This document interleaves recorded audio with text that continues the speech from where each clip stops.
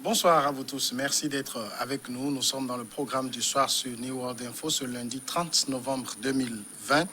Et nous allons parler dans le décryptage de l'actualité ce soir du Tigré avec cette question. Nous parlons donc de l'Éthiopie avec la question: le Tigré est-il vaincu? Question que nous posons à Mamadou Diouf, notre éditorialiste. Bonsoir Mamadou Diouf. Bonsoir Samuel. Le gouvernement éthiopien a affirmé contrôler Mekele, la capitale du Tigré, région dissidente d'Éthiopie. Dimanche matin, il n'était toutefois pas possible de vérifier de manière indépendante si la ville était totalement sous le contrôle de l'armée fédérale, dont le porte-parole Mohamed Tessema a affirmé que les opérations s'y déroulaient très bien. Mamadou Diouf, on sait que le gouvernement avait lancé une opération de reprise de Mekele, capitale du Tigré. Le gouvernement dit contrôler la capitale. Est-ce que jusqu'aujourd'hui, il est possible de confirmer l'information? Est-ce que le gouvernement éthiopien a repris Mekele? Oui, on peut confirmer qu'ils ont repris la capitale, puisque pendant un temps, ils ont encerclé la capitale Mekele. Ils ont demandé aux soldats de se rendre, à la population de quitter. À la fin de l'ultimatum, Mekele a été lourdement bombardé. Tous les témoignages concordent sur ce plan-là. Le TPLF a réagi, mais très rapidement, il n'y avait pratiquement plus de réaction du TPLF. La dernière réaction datait pratiquement du 28 novembre et ils n'ont pas tiré même sur les forces du gouvernement. Ils ont tiré sur Asmara, la capitale de l'Érythrée. Depuis lors, on ne voit plus quelque chose en tant que tel. Un autre élément qui peut servir de preuve, le responsable de la région a dit lui-même qu'il n'est pas à Mekele, il est à côté, il n'est pas loin. Ce qui veut dire qu'ils ont carrément laissé la ville, bien qu'il persiste que la guerre va continuer. C'est des éléments qui montrent que malgré le blackout qui est là, la ville a véritablement été prise et il y a eu plein de blessés même, comme le montrent les rapports du CICR en particulier. On a l'impression que ça a été une opération relativement facile pour l'armée éthiopienne. Facile, certainement pas, puisqu'ils ne sont pas allés d'un seul coup. C'est des stratèges, ils les ont épuisés d'abord, ils les ont encerclés, les empêchant de pouvoir trouver de l'approvisionnement. Ils ont coupé les communications. Bon, même psychologiquement, à un certain moment, ces gens sont déjà vaincus avant même que la guerre ne vienne. La deuxième chose, Abiy Ahmed n'y est pas allé avec le dos de la cuillère. On a entendu le responsable militaire, ils ont dit carrément, il n'y aura pas de cadeau.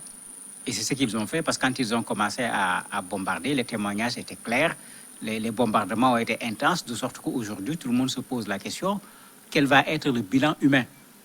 Et quelle va être la part des civils, surtout, dans ce bilan humain, puisque toutes les populations civiles n'avaient pas eu le temps de quitter la zone. Bon, les Tigréens sont des militaires.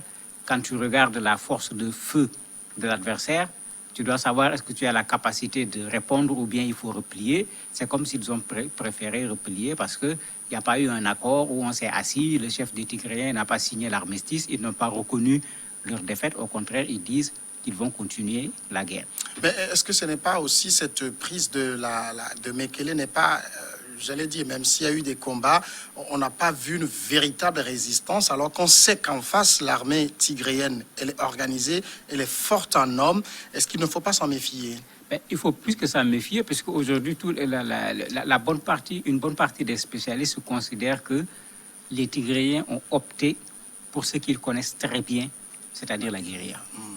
Ils l'ont déjà fait pendant 15 ans, entre 1974 et 1991, jusqu'à faire tomber Mengistu Haïlé Mariam, parce qu'il ne faut pas qu'on oublie que c'est eux qui l'ont fait tomber. Ils ont régné sur ce pays-là pendant 30 ans.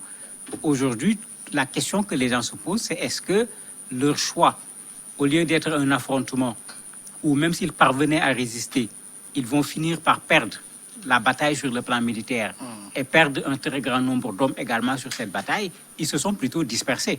Un peu ce que l'on voit souvent avec les djihadistes dans certaines zones.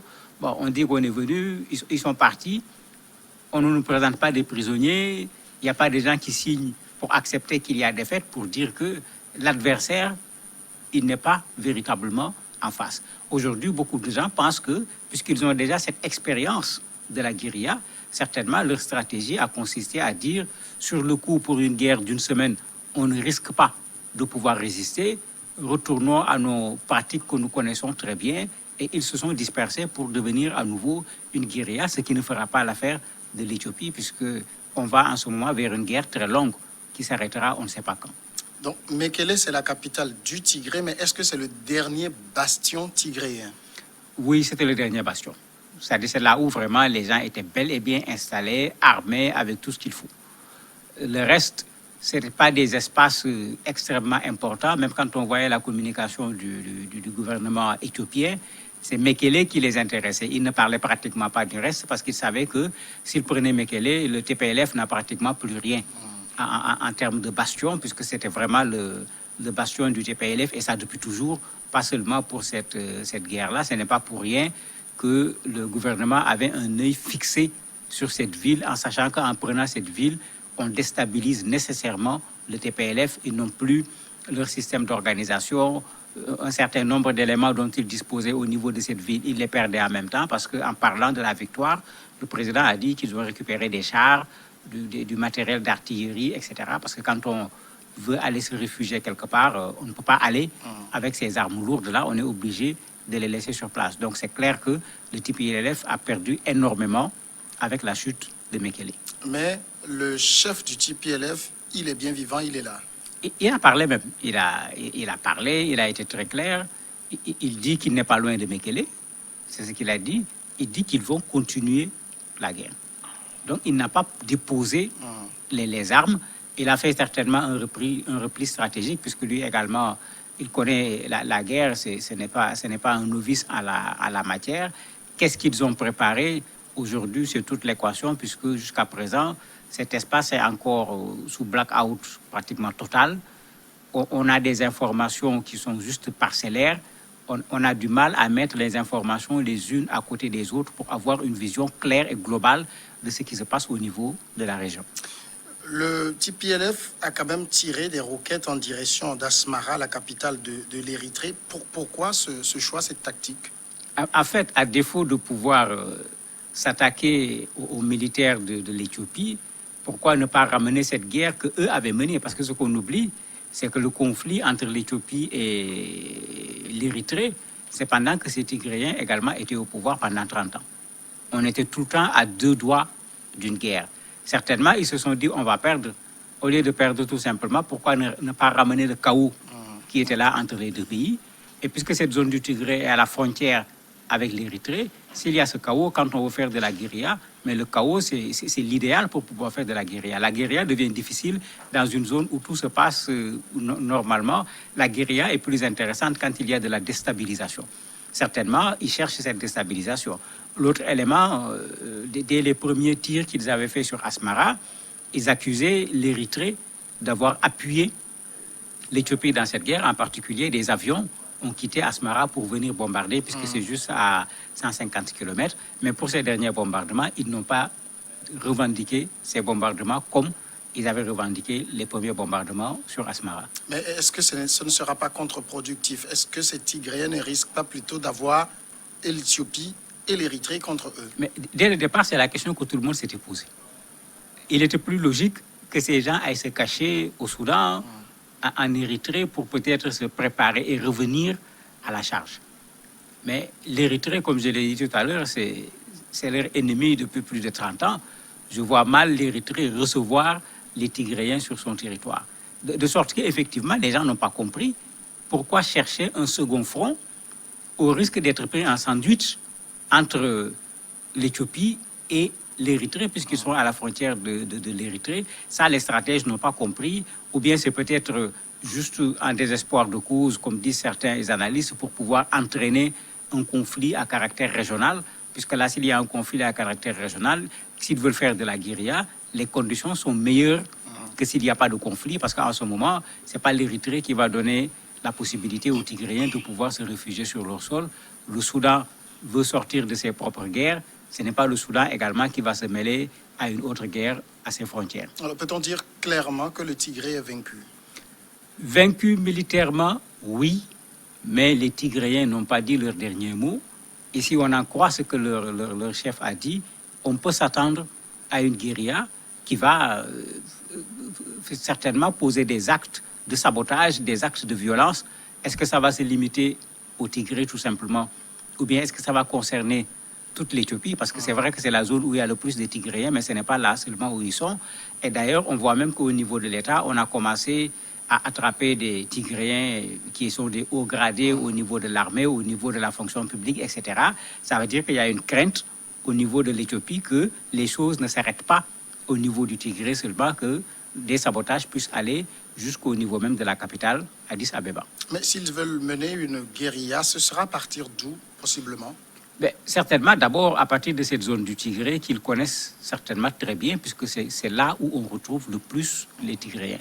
Si leur chef dit que je ne suis pas loin de Makélé, ça veut dire qu'il y a un espace dans lequel il est capable de se mouvoir, même si c'est de façon limitée, et ils ont nécessairement besoin d'une base arrière pour pouvoir s'organiser.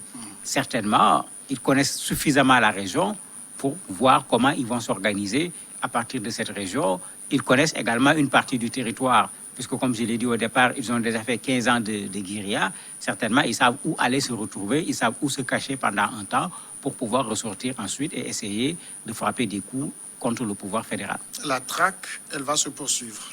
C'est clair, le président a été très clair. Il dit que la police est en train de chercher pas seulement le chef, mais tous les Tigréens qu'on considère comme ayant pris part militairement à cette rébellion ou même ayant aidé d'une façon ou d'une autre cette rébellion. Donc il y a même certains qui parlent de chasse aux Tigréens de façon générale, pas seulement aux soldats et aux milices qui étaient au niveau de la zone de Tigré et qui ont affronté l'armée de l'Éthiopie. Donc c'est clair que pour le gouvernement, il faut essayer d'attraper le maximum parmi ces responsables pour empêcher la rébellion, puisque c'est eux qui vont certainement nourrir cette rébellion. Après avoir gagné sur le plan militaire, Abiy Ahmed est en train de vouloir également faire en sorte que ces gens n'aient pas la possibilité de reproduire ce qu'ils ont fait pendant 15 ans en s'opposant au pouvoir central. Quoi qu'il en soit, le soulèvement du Tigré est parti d'une revendication indépendantiste. On a fait la guerre, on a peut-être vaincu et repris le Tigré, mais est-ce que la question d'unité, la question est totalement réglée? Ah non, surtout pas. On n'a surtout pas réglé ce problème et j'ai été heureux d'entendre le président pour la première fois parler un langage de président au lieu de parler ce langage militaire qu'il a dit pendant longtemps.